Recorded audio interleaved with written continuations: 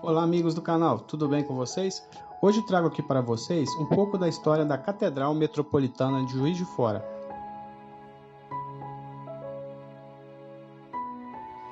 Se você não é de Juiz de Fora, está aqui a passeio, ou se mesmo você que é da cidade, mas não conhece ainda a Catedral, vale a pena conhecer.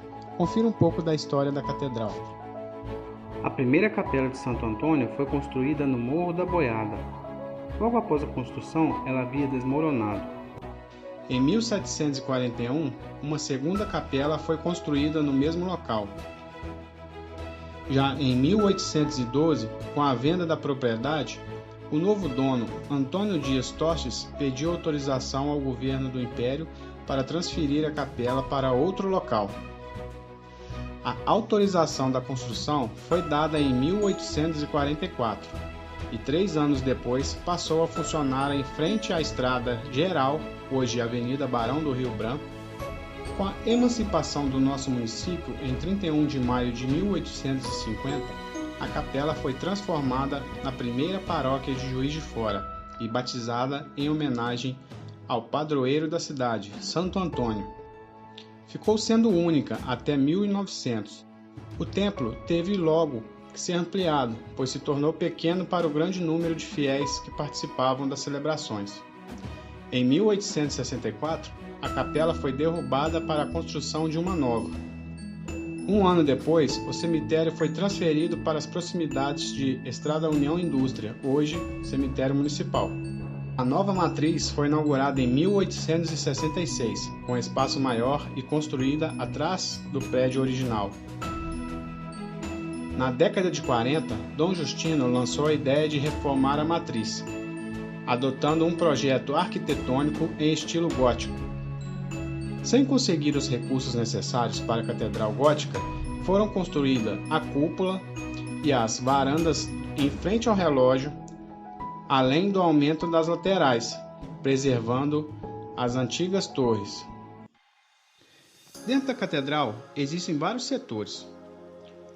Altares são 6 altares laterais e um altar-mor, todos em mármore. Altares laterais: Nossa Senhora do Carmo, Sagrado Coração de Jesus, São Francisco de Assis, Santa Mônica, Sagrado Coração de Maria, ofertado pela colônia libanesa em 1962. Nossa Senhora de Fátima, ofertado pela colônia portuguesa em 1958. O altar central. No altar principal, temos 3 imagens no centro: Santo Antônio, padroeiro da cidade, da arquidiocese, da paróquia e do seminário. Ao lado direito, São José e ao esquerdo, Maria. Na parte inferior, existe um painel em mármore escuro. Segundo os padres, o desenho esculpido oferece 2 possíveis interpretações: a morte de Santo Antônio ou um dos possíveis milagres do santo, quando ele teria ressuscitado um homem. Ao lado do painel existem alguns enfeites dourados que dão a impressão de serem uva e trigo, alimentos que são transformados em corpo e sangue de Cristo na celebração eucarística.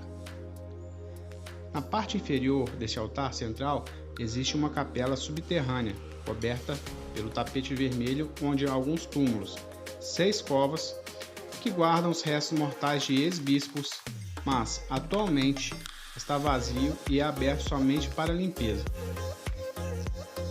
Os vitrais da igreja.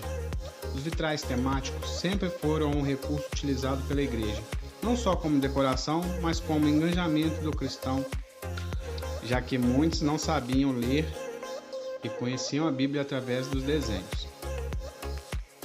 No interior da igreja temos 10 pequenos, sendo 6 na parte de baixo e 4 no presbitério. Na parte superior, próximo às pinturas, temos mais 6 vitrais grandes. Todos retratam situações e momentos marcantes da vida de Santo Antônio. Eles foram doados e os nomes das famílias e dos doadores estão descritos na parte inferior de cada um. Não se sabe a origem deles, mas acredita-se que tenham sido fabricados em Petrópolis. ou numa casa de vitrais que existia na Lapa, no Rio de Janeiro. Os quadros da Via Sacra. A Via Sacra é uma cerimônia religiosa em que se recorda a paixão e morte e ressurreição de Jesus Cristo.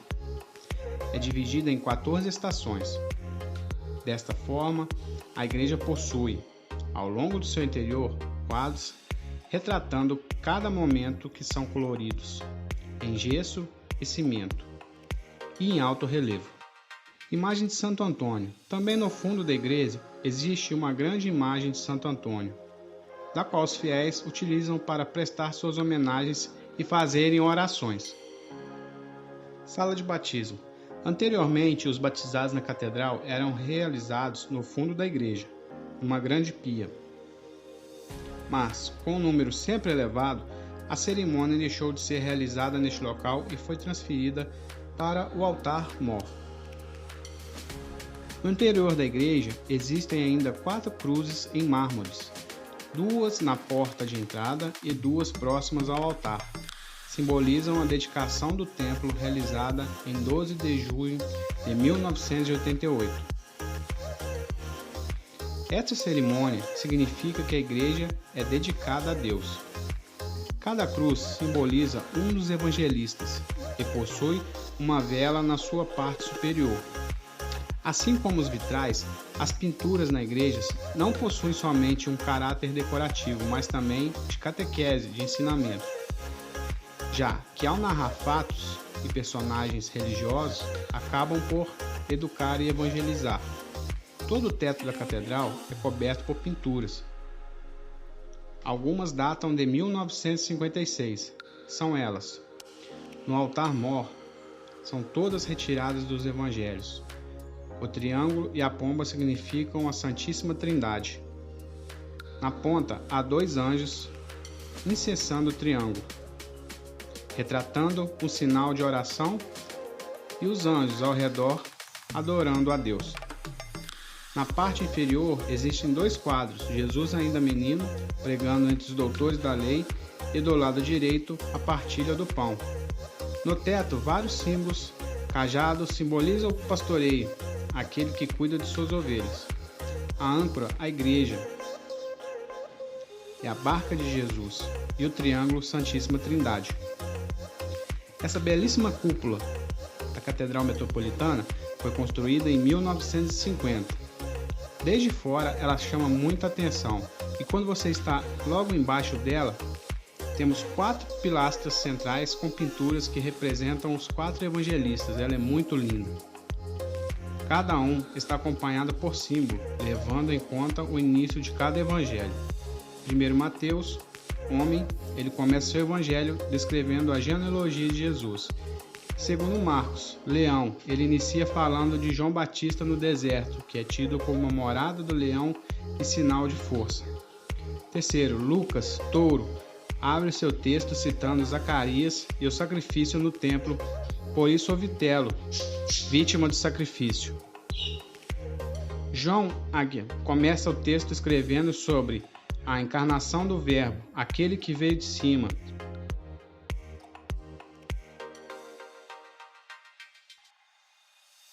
Já nos corredores centrais, há pinturas de Pedro e Paulo, os grandes apóstolos do Cordeiro de Deus. A fachada da catedral foi tombada em 27 de setembro de 2001, pelo Decreto Municipal da cidade de Juiz de Fora 7.135, na administração do prefeito Tarcísio Delgado. Levando em consideração o valor histórico e cultural, a composição das fachadas de características românicas e o conjunto arquitetônico harmonioso, nave central, as torres, transepto e as capelas poligonais, os objetivos de preservação, cuja inscrição está no livro do tombo, abrangem a volumetria construtiva e as fachadas voltadas para a Avenida Barão do Rio Branco e Rua Fernando Lobo, Santo Antônio e Espírito Santo. Externamente, temos também a Gruta Nossa Senhora Aparecida, onde centenas de fiéis passam diariamente para fazerem suas orações, pedirem intercessões e acenderem suas velas. Esses e outros detalhes você pode acompanhar no site da Catedral Metropolitana de Juiz de Fora. Quero agradecer especialmente ao pároco da Catedral Metropolitana de Juiz de Fora, que possibilitou a nossa entrada mesmo em tempos de pandemia. Seguimos todos os protocolos de distanciamento e de higiene. A gerente da Catedral, Ana Clara, que nos atendeu com muito carinho e que possibilitou a nossa visita nessa igreja maravilhosa, que é o ícone da cidade de Juiz de Fora. Vou contar um pouco da história da Catedral. Nós fizemos imagens do lado de dentro da Catedral com autorização do pároco, da gerente e acompanhado pela secretária da igreja. E se você não é da cidade, você vem visitar Juiz de Fora, dá uma passadinha aqui na Catedral. Se você veio de fora, se você não conhece a Catedral Metropolitana de Juiz de Fora, dá uma passadinha aqui, que a Catedral é muito bonita e é um ambiente para oração e para reflexão. Muito obrigado, fique com Deus.